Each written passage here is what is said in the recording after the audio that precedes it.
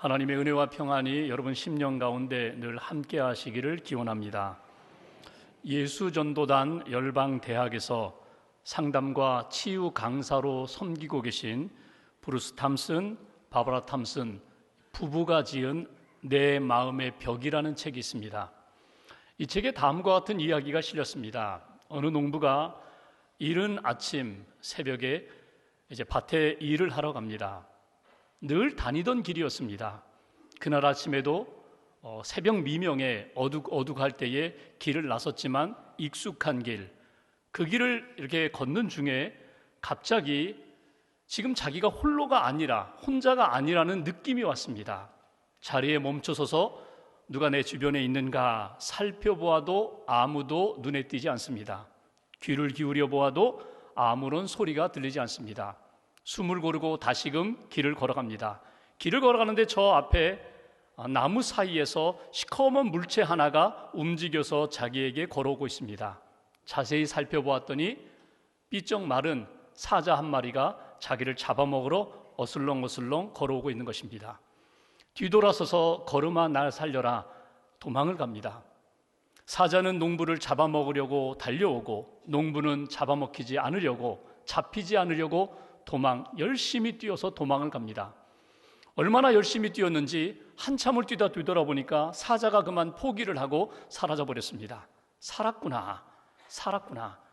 다시금 또 밭에 가야 되는데, 농장에 가야 되는데 그 길로는 가고 싶지 않습니다. 그래서 다른 길을 선택합니다.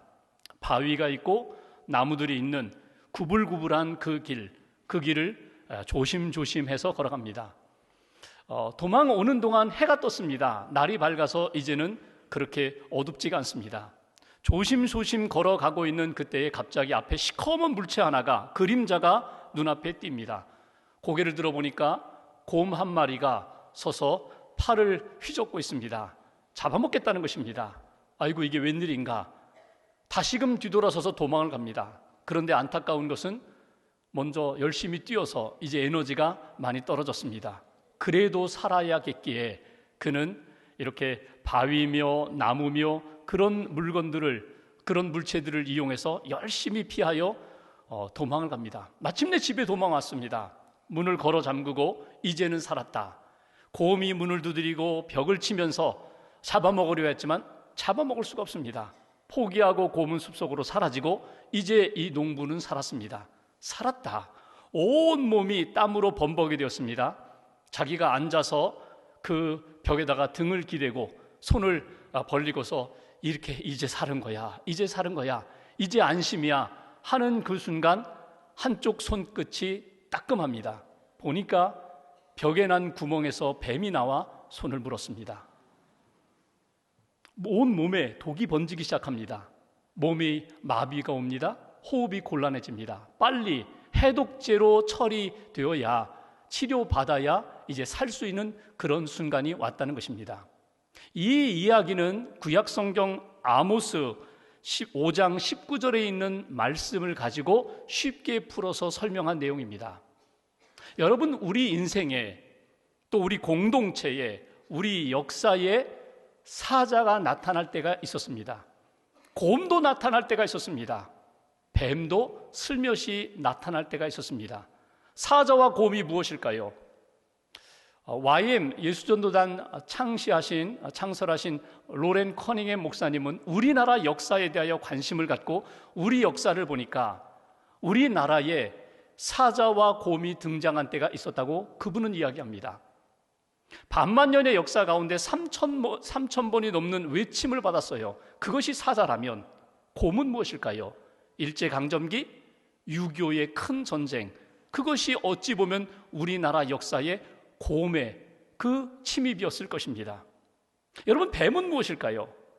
뱀에 대하여 여러 학자들이 이야기하는데 저는 이 이론에 대하여 참 좋아합니다. 그것은 뱀은 문화다. 문화. 세상의 문화다. 하나님 없는 문화다. 나도 모르게 이미 물들여진, 이미 물린 줄도 모르고 온 몸에 독이 번져가는데 그것도 모르고 나는 평안하게 산다고 살아가는 그런 인생들, 그런 교인들, 그런 모습이 아닐까. 여러분들 여러분의 평안을 빼앗는 것은 무엇입니까? 여러분들 인생에 나타난 사자는 무엇이며 곰은 무엇입니까? 슬며시 사자도 피했는데 곰도 피했는데 안전지대라고 생각했던 그 집안에서 그만 소리 없이 다가와 물어버린, 나를 물어서 그냥 독이 번지게 했던 그 뱀은 무엇입니까? 여러분들의 평안을 빼앗은 것은 무엇이고 여러분들은 그 불안 가운데, 두려움 가운데 어떻게 다시금 평안을 찾으시겠습니까? 오늘 예수님은 불안과 두려움 가운데 있는 제자들에게 복음을 전하십니다. 이렇게 말씀해 주십니다. 평안을 너희에게 끼치노니 곧 나의 평안을 너희에게 주노라. 나의 평안을 너희에게 주노라. 여러분, 이 평안, 예수님이 주시는 평안은 어떤 평안인가? 이 평안을 우리가 어떻게 얻을 수가 있는가? 그리고 이 평안 가운데 하나님 앞에서 우리는 어떤 승리의 삶을 살아야 되는가? 먼저 27절 말씀을 다시 한번 읽겠습니다. 27절 한 절을 같이 봉독합니다. 평안을 너희에게 끼치노니 곧 나의 평안을 너희에게 주노라. 내가 너희에게 주는 것은 세상이 주는 것과 같지 아니하니라. 너희는 마음에 근심하지도 말고 두려워하지도 말라. 아멘. 예수님이 제자들에게 오늘 저와 여러분들에게 이렇게 말씀하십니다. 너희는 마음에 근심하지도 말고 두려워하지도 말라. 여러분, 이 얘기가 무엇입니까? 끊임없이 우리 마음 가운데, 우리의 삶 가운데 사자가 오고 곰이 오고 뱀이 오는 그런 근심, 염려, 불안, 두려움이 끊임없이 일어난다는 것입니다. 그런 상황 가운데 예수님이 말씀하십니다. 나의 평안을 너희에게 주노라. 내가 주는 평안, 세상이 주는 평안과 다르다. 나의 평안을 사모하라고 우리에게 말씀하십니다. 첫 번째 우리에게 주시는 말씀, 예수님의 평안을 사모하십시오. 세상이 주는 편안함이나 세상이 주는 평안함이 아니라 오직 예수님을 통하여 얻을 수 있는 그 평안을 사모하라는 것입니다. 여기 평안이 무엇입니까? 구약에서는 샬롬이라고 하고 신약에서는 헬라어로 에이레네라고 표현되어 있습니다. 이 샬롬의 평안, 하나님이 주시는 평안, 예수님의 평안은 여러분 단지 마음이 평안해, 정신적으로 평강해, 그 정도가 아닙니다.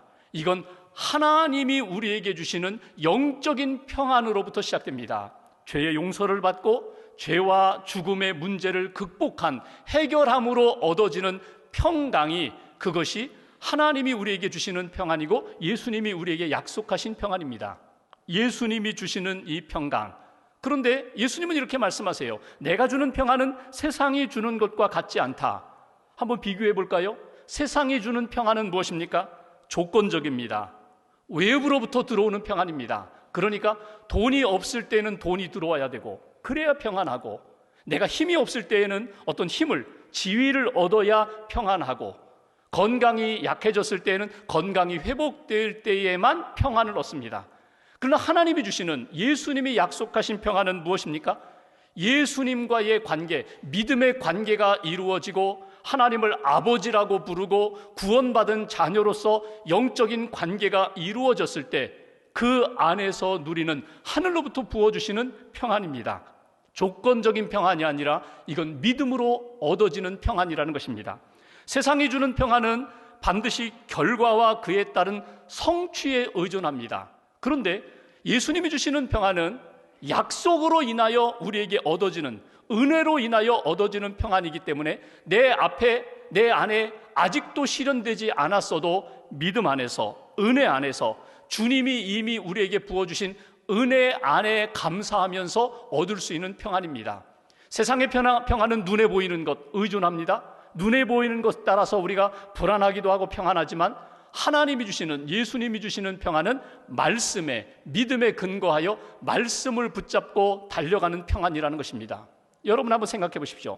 지난 한 주간 동안 여러분은 무엇 때문에 불안했습니까? 현대인들이 불안한 요인이 크게 네 가지입니다. 첫째는 죽을까봐 불안합니다. 몸이 조금 아프면 이 병에 걸려 죽을까봐, 자동차를 운전하면서 사고 나서 죽을까봐, 항상 죽을까봐 불안합니다. 또 하나 불안은 무엇입니까? 그것은 실패할까봐, 잃어버릴까봐, 사업에 실패할까봐, 내가 가지고 있는 재산 잃어버릴까봐, 그래서 불안합니다. 또 세 번째는 인간 관계가 깨어질까 봐, 부부 관계에 금이 가고 깨어질까 봐, 사랑하는 교우들과의 관계 속에서 혹시라도 오해가 생겨서 틀어지고 깨어질까 봐, 내가 그렇게 의지하고 따랐던 내 친구, 우리의 30년 우정이 깨어질까 봐, 인간관계가 깨어질까 봐 늘 불안해합니다. 또 하나의 불안이 있어요. 죄를 지었어요. 그런데 그 죄가 내 안에 벌로 다가올까 봐, 죄 지은 것에 대하여 하나님이 심판하실까 봐 늘 불안해요. 여러분, 우리의 불안 요소는 우리 삶 속에 너무너무 많아요. 그런데 중요한 것은 예수님의 평안이 우리 안에 가득 차 있으면 어떤 상황과 어떤 혼란과 어떤 불안도 극복할 수 있다는 거예요. 그래서 오늘 예수님이 말씀하십니다. 나의 평안을 너희에게 주노라. 나의 평안을 사모하라. 세상에 주는 조건적인 그런 인간적인 눈에 보이는 편안함과 평안함이 아니라 하늘로부터 부어주신 영적인 평안을 사모하라고. 평안이라는 단어가 헬라어로 에이레네라고 되어 있어요. 근데 이 에이레네라는 단어가 어원을 보면은 결합하다, 연결된다라는 말과 뜻이 상통합니다. 그러니까 우리가 누구와 연결되어 있어요? 예수님과 연결되어 있어요. 하나님과 연결되어 있어요. 믿음과 은혜와 연결되어 있어요. 이 연결고리가 끊어지면 불안한 거예요. 하나님이 내게서 떠났다고 생각하면 불안한 거예요. 예수님이 지금 나와 함께 하시는데 예수님이 느껴지지 않아요. 보여지지 않아요. 믿음으로 고백되어지지 않아요. 그러면 그 다음부터는 불안해지는 거예요. 나의 평안을, 예수님과 연결된 믿음 안에서의 평안을 사모해라. 이것들을 내 안에 무장하라고 우리에게 말씀해 주십니다. 구약에 보면 사사기라는 책이 있는데 거기에 보면 많은 사사들이 등장합니다. 그 사사들 가운데 사사기 6장에 보면 기드온이라는 사사가 있습니다. 하나님이 이스라엘 백성이 미디안 그 나라로 인하여 어려움을 겪을 때 하나님이 사사 기드온을 세워서 하나님의 역사를 만들고 싶어 하세요. 그런데 기드온을 부를 때 기드온이 뭐라고 이야기합니까? 하나님, 저는 못합니다. 저는 므낫세 지파 가운데서도 가장 작은 자입니다. 힘이 없습니다. 저는 하나님의 지도자가 될 수 없습니다. 하나님이 뭐라고 말씀하세요? 내가 함께한다. 가라. 미디안 그 백성 아무것도 아니다. 내가 다 물리쳐 줄 테니 그냥 믿음으로 나오기만 해. 그런데도 불안한 거예요. 두려운 거예요. 그때 하나님이 어떤 사건을 보여주시는가 하면 이 기드온이 제사를 드리기 위하여 가져온 염소 새끼, 무교병, 그리고 국물, 이걸 가지고 너 가지고 와라. 바위 위에다가 그 제물을 올려놓고 무교병을 올려놓고 그 물을 다 쏟아 부었어요. 그리고 하나님의 사자가 지팡이로 나무를 이 바위에다 대는 순간 불이 일어났어요. 불로 그 제물을 태웠어요. 이것을 보면서 기드온의 마음 가운데 하나 믿음의 씨앗이 꿈틀거리기 시작합니다. 그러면서 하나님이 기드온에게 이렇게 말씀하세요. 사사기 6장 23절 말씀 보면 너는 안심하라, 두려워하지 말라, 죽지 아니하리라. 기드온 마음 가운데 있는 속마음을 하나님이 읽으셨어요. 죽을까봐. 내가 지도자가 되어서 사사가 되어서 하나님의 군대를 이끌고 나아가 죽을까봐. 그런데 하나님이 함께하심의 사건을 보여주시고 말씀을 주시자 기드온의 마음 가운데 담대함이 생겼어요. 그리고 24절에 보면은 기드온이 제단 위에다가 하나님 앞에 제물을 쌓아놓고 예배를 드리면서 기드온이 이렇게 고백합니다. 여호와 샬롬, 여호와 샬롬. 하나님의 평강이 여기에 있습니다. 하나님의 평강이 내 마음 가운데 있습니다. 하나님의 평강이 앞으로 미래에 이루어질 여러 전쟁과 사건 가운데 하나님의 평강이 임할 것입니다. 여러분, 이것이 오늘 예수님이 우리에게 약속하신 평안이고 오늘 우리가 사모해야 할 예수님의 평안입니다. 저와 여러분들이 이 평안을 사모하시면 좋겠어요. 주님의 평안, 주님과의 관계 속에서 우리에게 허락하신 그 평안을 우리에게 주옵소서. 다시 한번 믿음으로 고백하는 저와 여러분 되시기를 주님의 이름으로 기원합니다. 26절 말씀 보십시오. 26절 같이 봉독합니다. 보혜사 곧 아버지께서 내 이름으로 보내실 성령, 그가 너희에게 모든 것을 가르치고 내가 너희에게 말한 모든 것을 생각나게 하리라. 아멘. 보혜사 성령님을 너희에게 보내주겠다고 약속하셨는데 그 보혜사 성령님을 의지하라고 말씀하십니다. 나의 평안을 너희에게 주노니 그 평안을 얻는 과정 가운데 내 힘과 내 생각과 감정이 아니라 성령님의 생각, 성령님의 힘을 의지하라는 거예요. 그 성령님이 하시는 역사, 반드시 평안의 역사로 인도해 주시리라. 그래서 오늘 두 번째 주시는 메시지, 여러분 평안을 얻고 싶으세요? 주님의 평안을 누리고 싶으세요? 성령님의 도우심을 의지하십시오.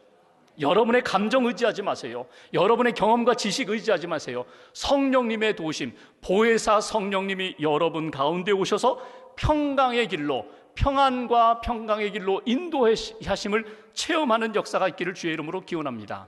여러분, 성령님의 사역은요, 평안의 사역입니다. 성령님의 열매로 평강이 나타납니다. 끊임없이 성령님은 우리 안에서 평강의 길로, 생명의 길로 우리를 인도해 주세요. 사도 바울이 로마서 8장 6절에 보면은 육신의 생각은 사망이요 영의 생각은 생명과 평안이라고 했습니다. 그러니까 우리가 인간적으로 생각하면요, 결국은 어디로 가는 게 하면 어둠으로 갑니다. 죄악의 길로 갑니다. 죽음의 길로 갑니다. 그런데 성령님의 생각으로 무장하면 우리의 길은요, 생명의 길로 갑니다. 그리고 평강의 길로 인도해 주신다고, 성령님의 도우심을 끊임없이 받으라고. 구체적으로 오늘 이렇게 말씀하십시오. 말씀하시죠. 성령님이 너희에게 가르쳐 주시리라. 성령님이 너희 안에 생각나게 해 주시리라. 가르쳐 주신다는 게 뭐예요? 무지해요. 하나님의 뜻이 무엇인지 무지해요.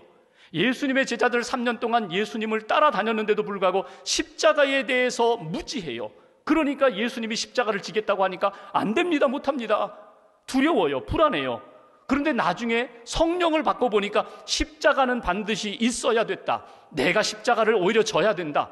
바뀌는 거예요. 성령님이 우리 안에 오셔서 가르쳐 주십니다. 끊임없이 가르쳐 주십니다. 사건을 통하여 가르쳐 주십니다. 이것이 의미 있는 사건이다. 이 일이 너희에게 꼭 필요한 일이다. 이 일을 통하여 하나님이 너희에게 역사하시리라. 여러분, 사도행전에 보면은 사도 바울이 빌립보에 복음을 전하러 갑니다. 안식일이 되어서 강가에 갔더니 많은 여성들이 그 강가에 나와 하나님 앞에 기도하면서 하나님의 은혜를 구해요. 그 여인들 가운데 루디아라는 여성을 만나 바울이 그 여인에게 복음을 전합니다. 근데 복음을 전할 때 성령님이 루디아라는 여성의 마음을 열어주셨어요. 복음을 듣게 하셨습니다. 복음을 믿게 하셨습니다.